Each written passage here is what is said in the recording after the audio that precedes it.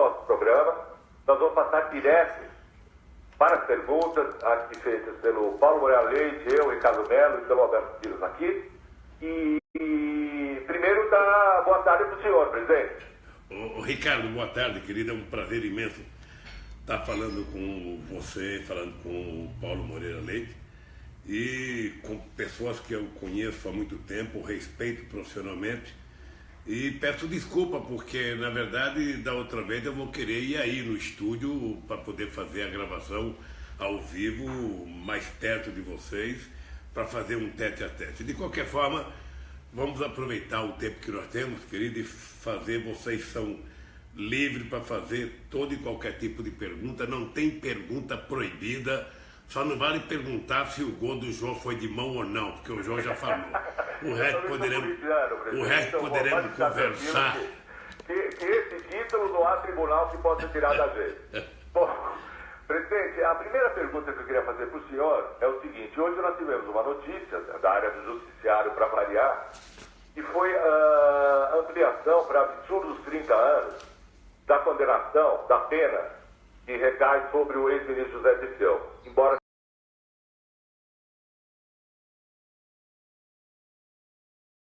a ampliação da condenação, que equivale quase a uma prisão perpétua, só vai poder sair da cadeia 101 anos se realmente se for preso, lança uma nova nuvem aí sobre a própria situação do senhor, porque é a mesma turma do Tribunal Regional Federal que vai julgar a apelação feita com relação à sentença do juiz Sérgio Moro. Como é que o senhor recebe essa condenação? Quais as implicações do tempo? Como é que o senhor está vendo isso aí, presidente? Olha, Ricardo, primeiro eu recebo com tristeza, né? Saber que o companheiro Zé Dirceu teve a pena aumentada e eu acho isso grave, porque eu acho que o Zé Dirceu já pagou qualquer crime que ele tenha cometido. O Zé Dirceu é um homem público, tem residência fixa, portanto não há nenhuma razão da justiça tomar a atitude que tomou contra o Zé Dirceu. Eu estou esperançoso no caso do Vacari, mas mesmo assim tem outros inquéritos contra o Vacari. Certamente eles vão arrumar um pretexto qualquer para não liberar o Vacari.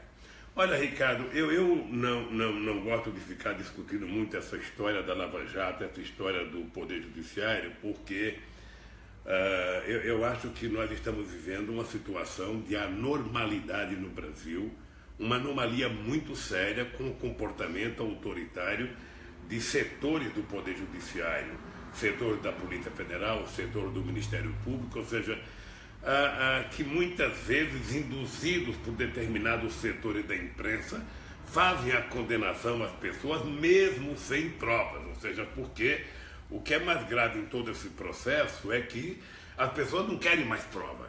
Eu tenho desafiado, eu vou dizer a palavra correta, Ricardo, eu tenho desafiado a Polícia Federal, o pessoal da Lava Jato, eu tenho desafiado o Ministério Público da Lava Jato e tenho desafiado o juiz Moro a apresentar uma prova contra mim. Uma prova, eu não peço nem duas, é uma só. Eu quero que eles apresentem um real na minha vida que não seja resultado do meu trabalho. Ou seja, mas eles chegaram à conclusão que não precisa prova. A prova é bobagem. Prova é coisa, sabe, antiga. Agora é o seguinte, é a convicção deles que prevalece. E a minha é a prova. Eu quero que eles provem se, num primeiro momento, porque não sei se você recorda, o Ricardo, todos esses processos contra mim, um vem de denúncia do Estadão, outro vem de denúncia da Veja, outro vem de denúncia da Época, outro vem de denúncia do Globo, outra vem de denúncia não sei do quem. Ou seja, a imprensa contou uma mentira, o Ministério Público pediu investigação, a Polícia Federal fez um inquérito mentiroso, o Ministério Público fez uma acusação mentirosa e o juiz aceitou. Quer dizer, isso não tem mais paradeiro. Ou seja, se contou uma mentira tão grande que ele não tem como voltar, não tem como sair dessa história. E isso está me incomodando, porque, sinceramente, eu poderia dizer uma palavra, sabe, aqui, isso enche o saco, sabe? Ou seja, por falta de prova, por falta de responsabilidade no comportamento perante a opinião pública, todo dia é uma mentira, todo dia é uma invenção, e mantém uma série de refém. Ou seja, é o Palocci preso há um ano, é o Marcelo Odebrecht preso há 3 anos, Zé Léo preso há não sei quanto tempo, ou seja, e as pessoas vão sendo obrigadas a dizer o que o Ministério Público quer que ele diga, as pessoas vão sendo obrigadas a dizer o que os advogados, os delatores querem que diga, ou seja, e vai aumentando a quantidade de mentira uma atrás da outra, e não tem saída. Não tem saída. Eu fico preocupado porque eu fico vendo televisão, eu não sei quando é que a televisão vai ter coragem de pedir desculpa. Porque pedir desculpa é uma palavra que exige grandeza. Mentir é pequenez. Agora, pedir desculpa pelo engano que foi feito é grandeza. E eu não sei se essa gente tem a grandeza de pedir desculpas.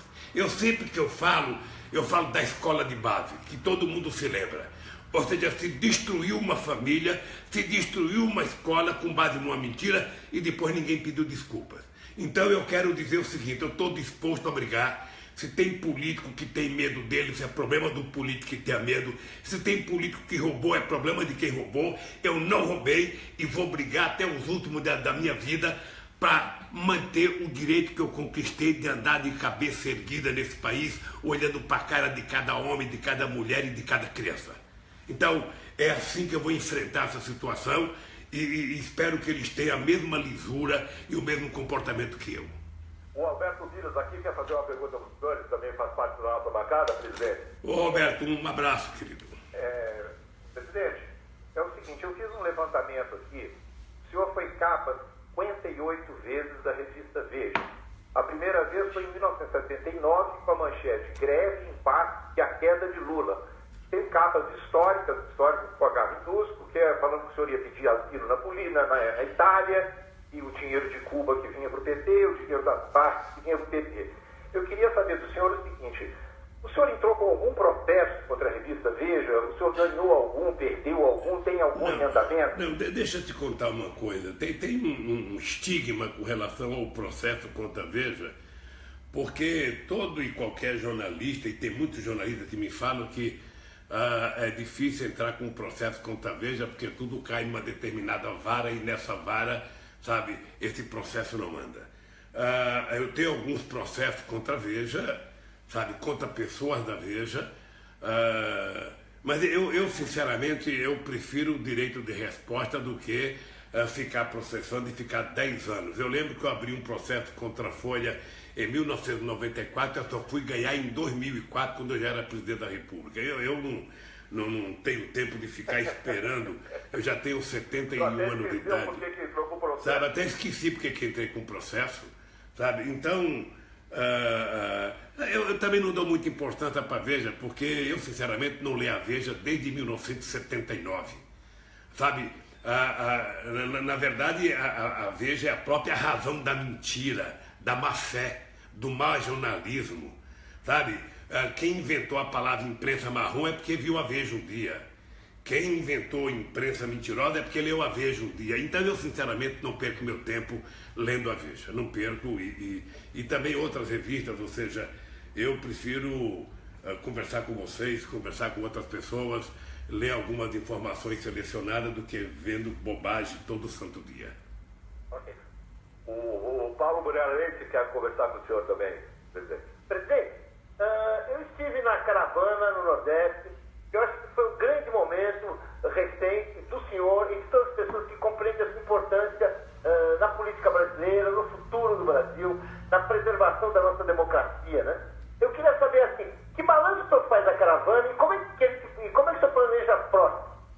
Olha, Paulo Moreira Leite, primeiro eu quero agradecer a tua participação nas caravanas.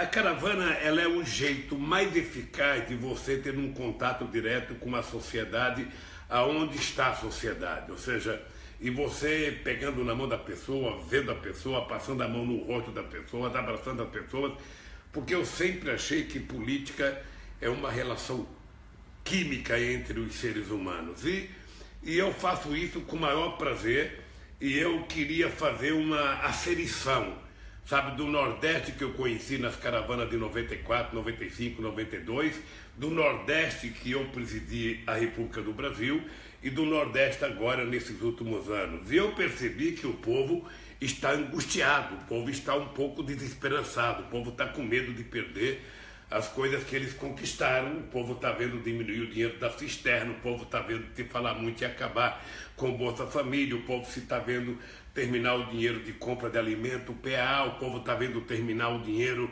sabe, do financiamento da agricultura familiar. O povo está vendo vários programas sociais diminuírem, inclusive o mais grave dele, que é o desemprego e o aumento do salário mínimo.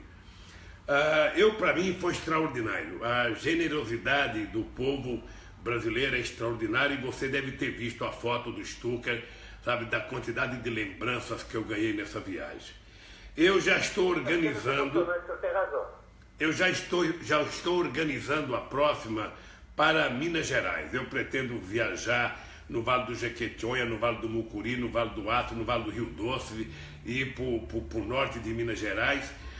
E depois eu pretendo fazer uma no sul do país e uma no norte do país. São Paulo o senhor não vai fazer também? Em São Paulo, antes da gente fazer a caravana, nós estamos estabelecendo uma viagem no cinturão vermelho de São Paulo. Ou seja, eu na verdade quero recorrer à periferia de São Paulo, quero visitar Santo André, Mauá, Ribeirão Pires, São Caetano, Diadema, Osasco, Guarulhos, Campinas, ou seja, a grande São Paulo.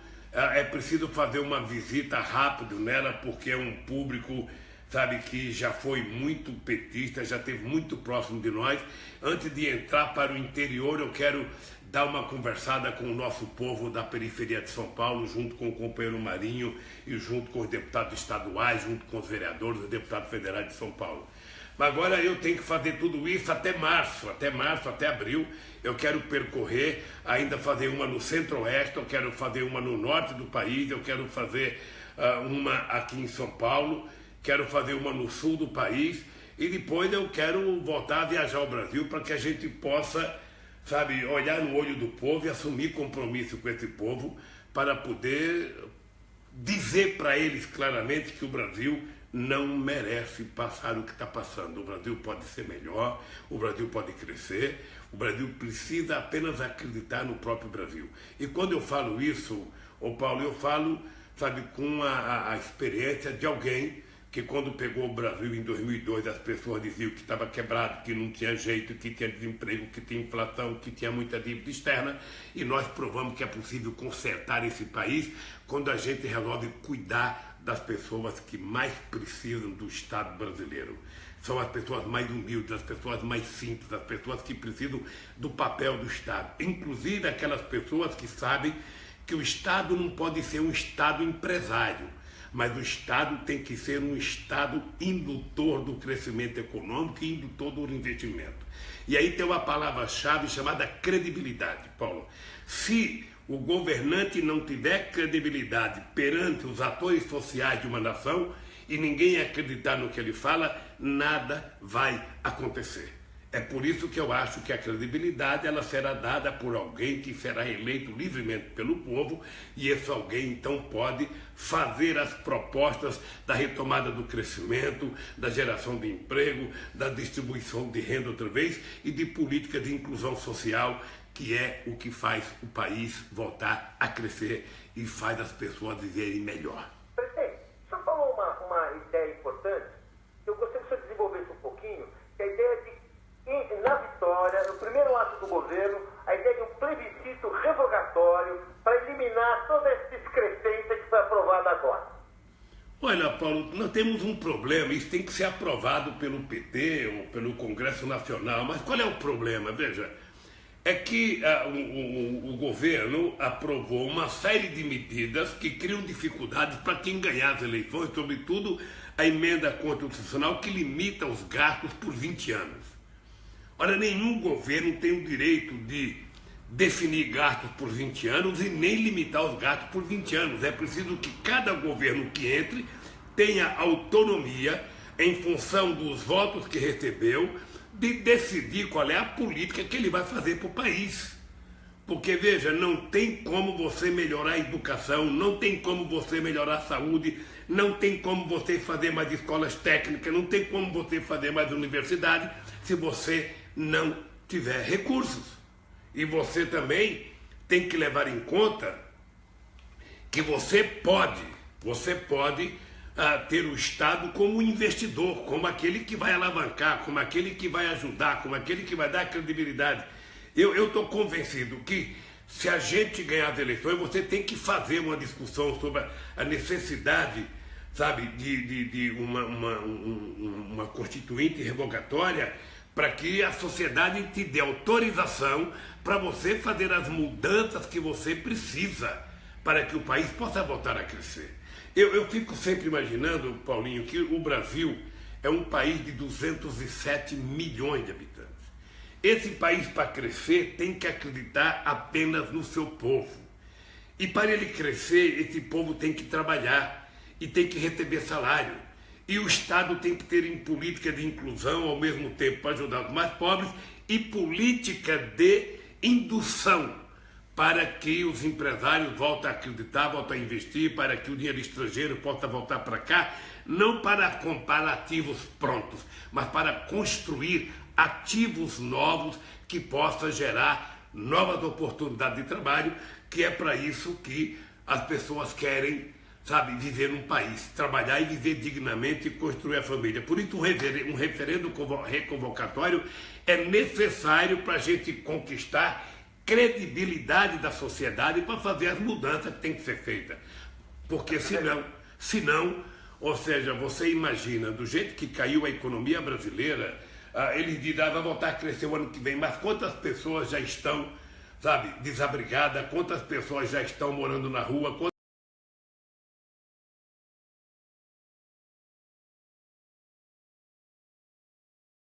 Com qualquer um, o senhor está na frente do primeiro ou no segundo turno.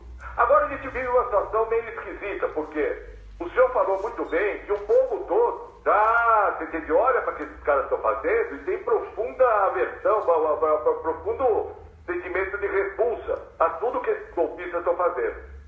Mas a gente não vê isso se traduzir em mobilização, em manifestação, em greve, tirando a greve geral, a grande greve geral que houve em abril.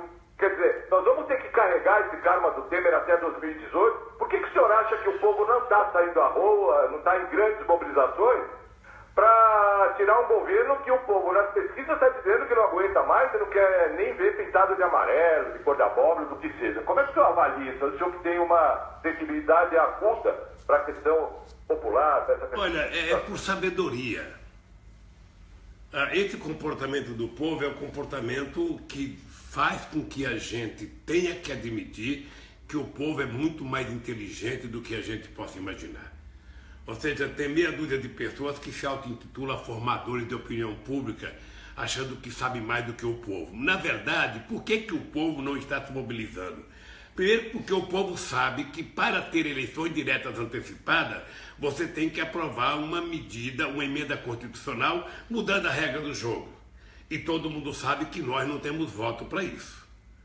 Todo mundo sabe disso. Então, todo mundo sabe que vai ter que se esperar até 2018. Vai ter que se esperar até 2018 porque não há correlação de força capaz de permitir que você tenha uma mudança na Constituição brasileira. Então, o povo está se preparando para isso. O povo está se preparando para, na sua sabedoria, no momento certo, fazer as coisas que tem que fazer. Uma outra coisa é que quando você tem muito desemprego, você tem uma diminuição na quantidade de greves. Isso é histórico na relação capital e trabalho, na existência do movimento sindical.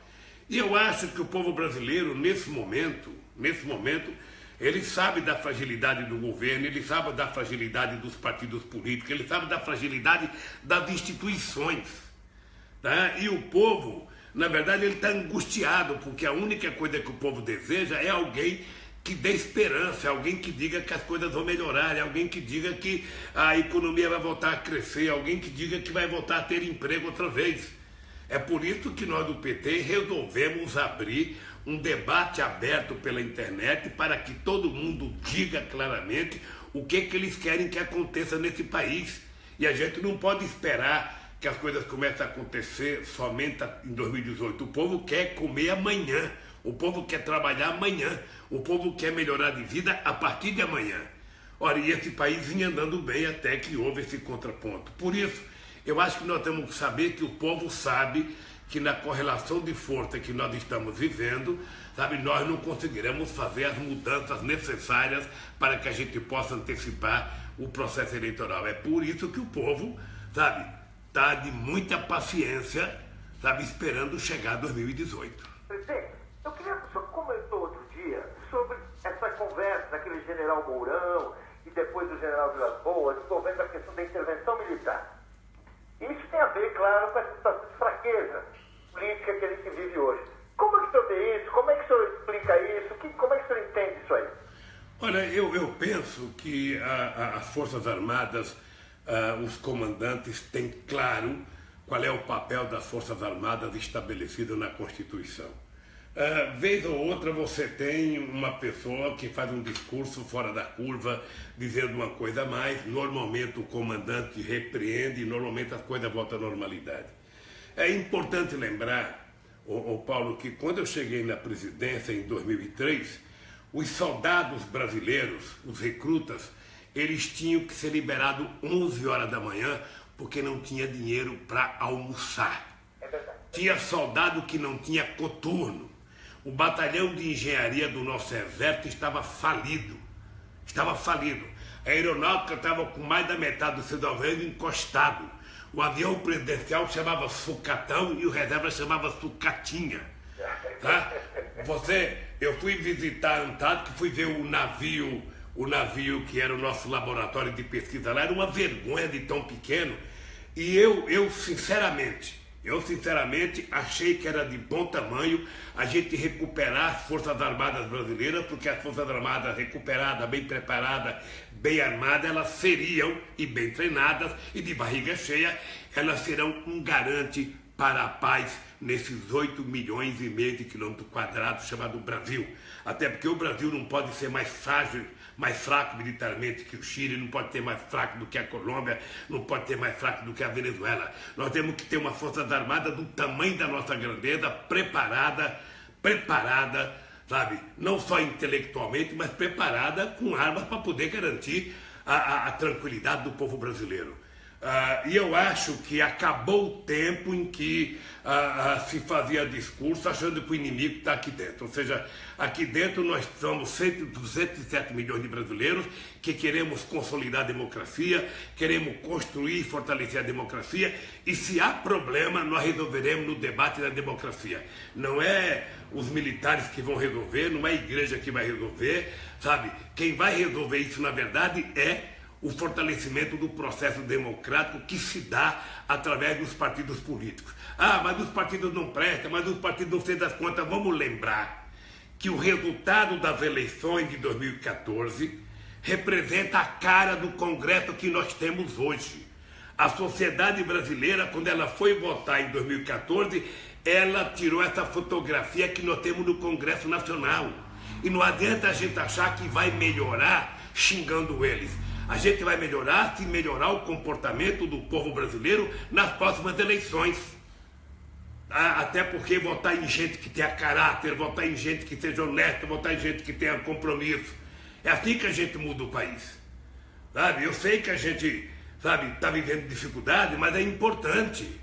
É importante a gente ter uma imprensa democrática que não minta todo dia para a sociedade brasileira como mente a nossa imprensa. Eu sei o que eu passo todo santo dia. Eu sei que eu já tive 59 capas de revista contra mim. Eu sei que eu já tive não sei quantas horas de Jornal Nacional, não sei quantas horas de todos os jornais. O que essas pessoas não compreendem, Paulo, é o seguinte, é que mais do que deles, eu dependo de uma relação construída há 40 anos com o povo brasileiro. E esse povo me conhece. Ele me conhece do chão de fábrica. Ele sabe que eu moro no mesmo lugar desde 1975, quando eu fui para São Bernardo. Eu moro ali, a 1000 metros do sindicato. Então ele sabe. Eu já fui condenado por um apartamento que o juiz Moro disse que não é meu e sabe que não tem dinheiro da Petrobras, mas eu fui condenado. Eu estou sendo julgado agora por um terreno, sabe, que não é do Instituto, que o Instituto não comprou, e eu estou sendo julgado agora por isso. Eu nem diretor do Instituto sou apenas presidente de honra. Daqui a pouco vai vir uma chácara que não é minha, daqui a pouco vai vir viagem para a África, vai vir viagem para a América Latina, sabe? Quer dizer, essas mentiras está cansando a sociedade brasileira. Basta ver que o Moro, na última pesquisa, a rejeição dele vem subindo, né? Porque não tá dando mais. Só falta acusar o senhor agora de ter comprado a Lua. Não, e o que é grave é o seguinte, é que um juiz não pode ficar tomando decisões via pesquisa de opinião pública. Se essas pessoas querem ouvir a opinião pública para tomar suas decisões, essas pessoas que larguem a toga, essas pessoas que larguem as suas funções, entre num partido político, ou crie um partido político e seja candidato. Aí sim ele pode se preocupar com pesquisa de opinião pública. Um juiz, na hora de votar, o que vale são os autos do processo e a prova. É assim no mundo democrático e é assim que deve ser no Brasil. Agora, quando a justiça se submete à imprensa, pactua com a imprensa, sentença, pactua com a imprensa, manchete, onde as pessoas são condenadas pelas manchetes de jornais, isso não vai dar certo. O Alberto Miras, inclusive, queria falar sobre isso. Se o senhor for eleito no ano que vem pela terceira vez presidente da República, qual vai ser o seu primeiro ato no dia 1º de janeiro de 2019 para devolver a esperança para esse povo? E qual vai ser a relação com a mídia? A mídia vai continuar com esse monopólio? Vai continuar do jeito que está? Olha, primeiro, é muito difícil dizer qual será o meu primeiro ato. O primeiro ato será assinar minha posse. Porque senão eu não poderia tomar posse, obviamente. Mas veja, mas durante o processo de campanha, nós vamos poder apresentar um programa e algumas coisas que eu pretendo fazer. Você sabe que eu não sou de pegar ninguém de surpresa, de fazer novidade, de anunciar coisa na calada da noite. Cada brasileiro vai saber o que eu pretendo fazer nesse país. Cada homem, cada mulher, cada adolescente, cada pessoa idosa vai saber o seguinte: o que vai acontecer na economia, qual será o papel do Estado, qual será o papel do Banco do Brasil, qual será o papel da Caixa Econômica, do BNB, do BADA, qual será o papel de todos os bancos públicos, qual será o papel de uma empresa como a Petrobras, sabe? Qual será o papel das empresas públicas brasileiras no desenvolvimento do país? E qual será o papel do governo? Todo mundo vai saber. Todo mundo sabe que eu não sou, sabe, de fazer treino escondido como fazem alguns técnicos. Eu sou que nem o Carlyle do Corinthians, ou seja, abre o jogo, todo mundo sabe quem vai jogar com uma semana antes. Vai ser assim. E todo mundo sabe que é assim. Até porque eu não vou ser eleito para governar. Eu vou ser eleito para cuidar do povo brasileiro e para cuidar do Brasil. Essa é uma coisa. A segunda coisa, Roberto, com relação à imprensa. Veja, eu já provei ao mundo e já provei ao Brasil de quem tem pouca gente mais republicana do que eu nesse país. Tem pouca gente mais republicana do que eu, que trato todo mundo igual, que respeito todo mundo, que sou civilizado, todo mundo sabe como é que eu me comporto. Agora, o que não é possível é que a imprensa brasileira, ela age como se fosse um partido político. Não são os partidos que fazem oposição, é determinado setor da imprensa. Determinado setor da imprensa que se comporta como se fossem donos do Brasil. Só eles sabem da coisa, só eles dizem quem é bom, quem não é bom. Sabe, não é possível que novas famílias continuem mandando na comunicação brasileira. É preciso democratizar. Democratizar. Daqui a pouco eles vão dizer, não, porque o Lula quer fazer na imprensa brasileira o que tem em Cuba, na China. Não, eu quero fazer como na Inglaterra. Eu quero fazer como na Alemanha. Eu quero fazer como nos Estados Unidos. Eu quero que os meios de comunicação tenham posição política no editorial, mas na notícia sejam honestos e verdadeiros. Não mintam à sociedade brasileira. Então é assim que eu quero trabalhar. Democratizar os meios de comunicação.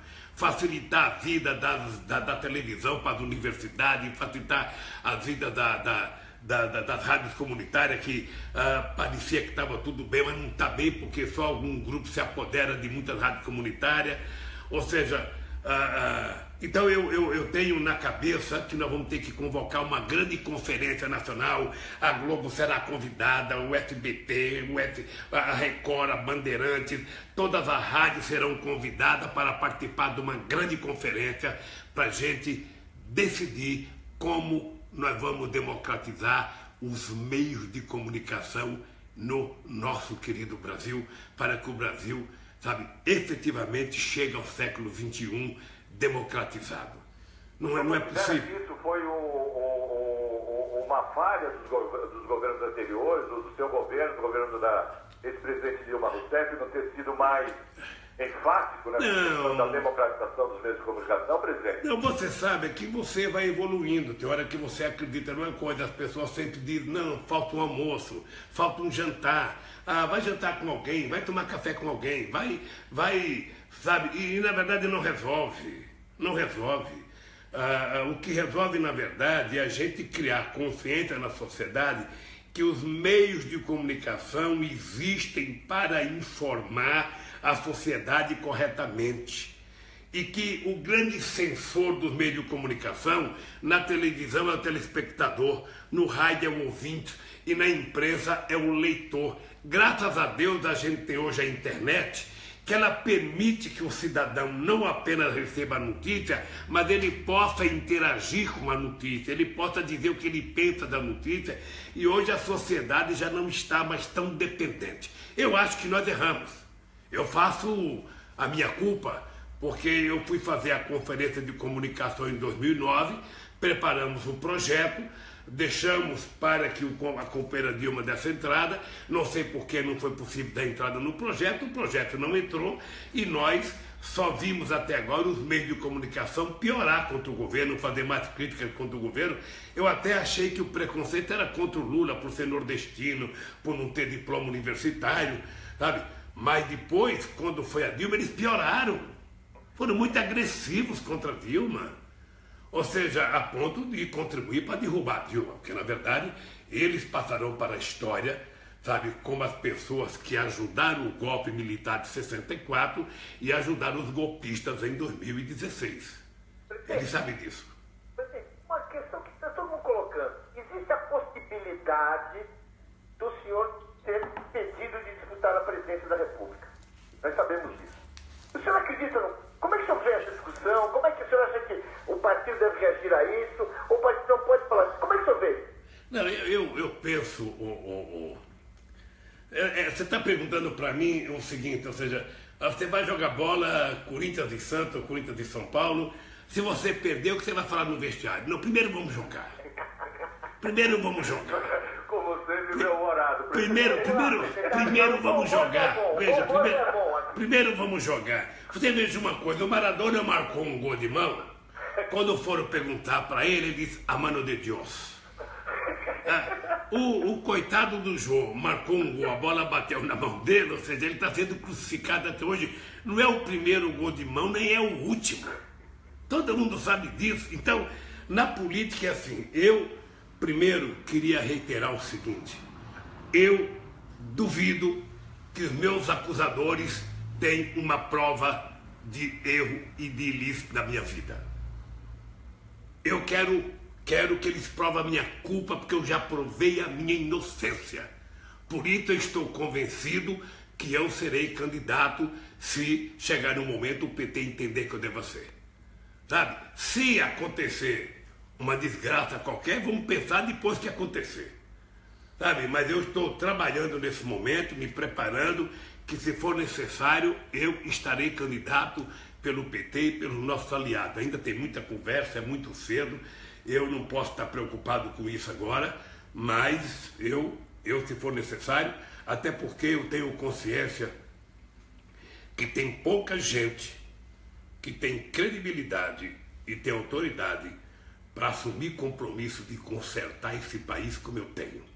Fazer esse país ser respeitado no mundo, fazer esse país ser respeitado na América do Sul, ser respeitado nos Estados Unidos, ser respeitado na Europa, na China, na Índia, na África, fazer esse país ser generoso com o seu povo, fazer recuperar a autoestima do povo brasileiro, fazer o povo brasileiro acreditar que ele é brasileiro e não desiste nunca.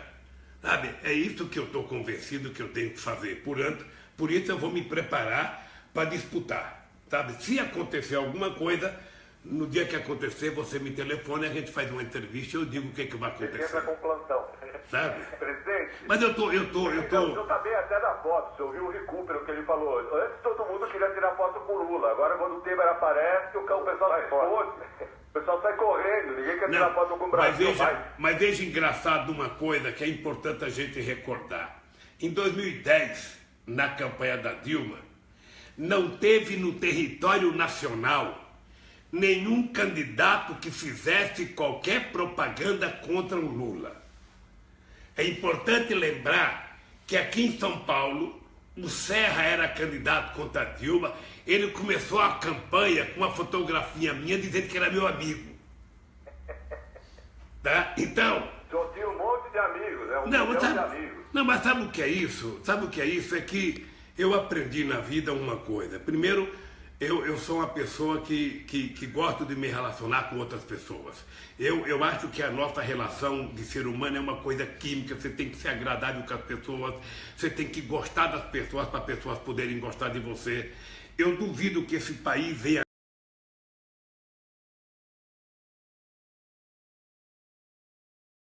Agora eu quero criminalizar o meu governo. Quero dizer que fazer medida provisória é um crime. Querem dizer que viajar é um crime.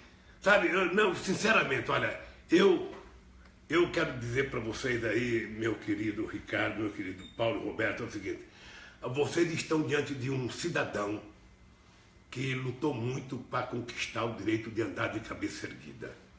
E não baixo a minha cabeça. E quem quiser me derrotar vai ter que lutar muito. Porque eu estou com 72 anos, vou fazer em outubro. Se quiser me dar um presente, por favor, dia 27 de outubro, eu faço 72 anos, mas estou com a vontade de brigar de um menino de 30. Tá?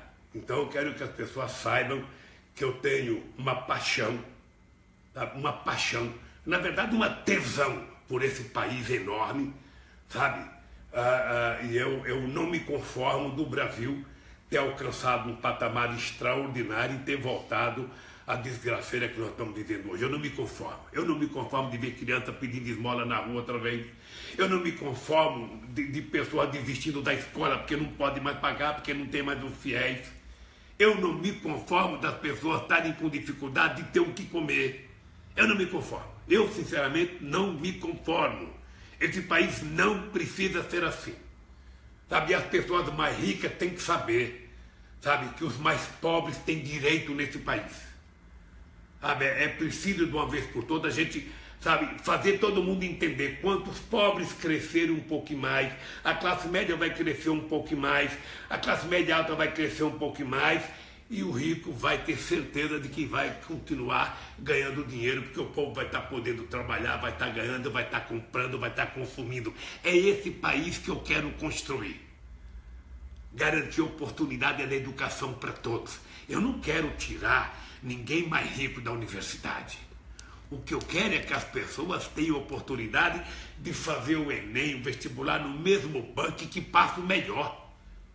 Né, para a gente saber efetivamente que não é o dinheiro que torna pessoas inteligentes. Inteligência não é isso, não. Sabe? Então, o que eu quero é garantir oportunidade para todos. Presidente, eu fui advertido aqui pela sua assessoria de que o senhor tem outros compromissos, o senhor é muito requisitado, eu queria...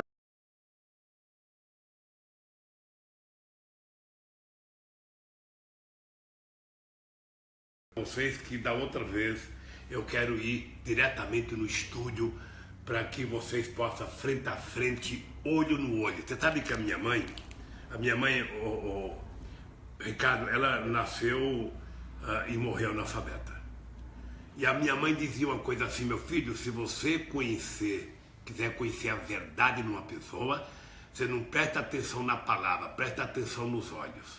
E por isso eu quero estar frente a frente com vocês, para que vocês olhem nos meus olhos, para vocês saberem, sabe, quem é que mente nesse país, se sou eu ou quem me acusa. Eu quero que vocês sintam isso. Estão sempre abertas, a hora que o senhor puder, a hora que o senhor quiser. O programa Contraponto aqui está com os microfones, com a nossa imagem no Facebook, bom, enfim, a hora que o senhor quiser vir aqui, tá bom? Muito obrigado, presidente Lula. Um abraço Obrigado, a todos bom. vocês.